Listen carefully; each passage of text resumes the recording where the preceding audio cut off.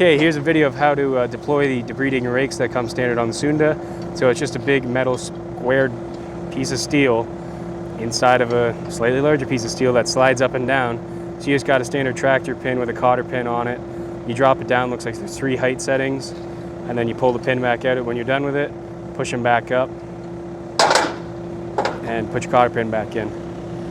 So even with these deployed, you can still, if you don't want to use them without having to get out and adjust the height, you can just roll the magnet all the way back, and so they're off the ground. Even when they're at their full depth, you just roll the magnet all the way back so they're off the ground. And because the magnet's touching the back of the debris pan, it'll still have the same pickup performance or very similar. So if you even have the rakes, like I said, if you got the rakes deployed and you don't really want to use them, but you don't want to get out and adjust them, you just roll your magnet all the way back. So you're rolling back a bucket. So the back of the housing is near the ground, and that'll have the same pickup performance as if you just didn't have the rakes down and you were running flat.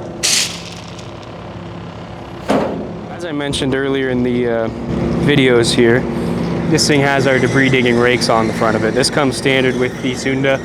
So like what these are for is exactly what we're doing with it. If you got some softer ground you want just smoothed out, take any braking bumps or rain ridges or anything like that out of it, any ruts you got, these work doubly as just kind of like spring teeth to groom. Well, they are spring teeth.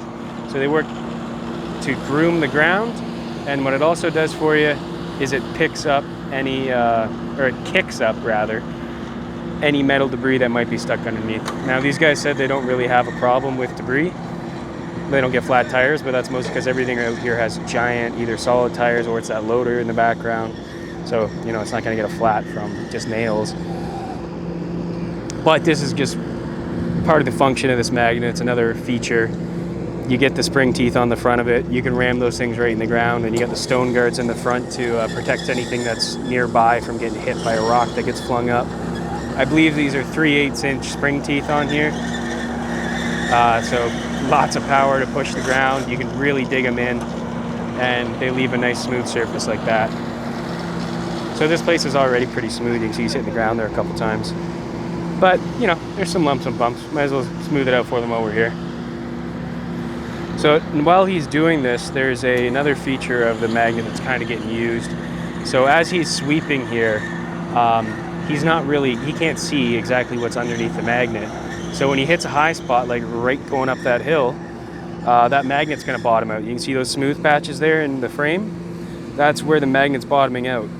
Now, that's not a problem with the Sunda. You're not gonna lose any of the debris you collected, like the nails you got aren't gonna fly off when you hit the back, because the way the debris pan is designed, it touches the back of the magnet housing. So that giant 12x12 magnet block that's in there is actually touching the back of the stainless steel debris pan.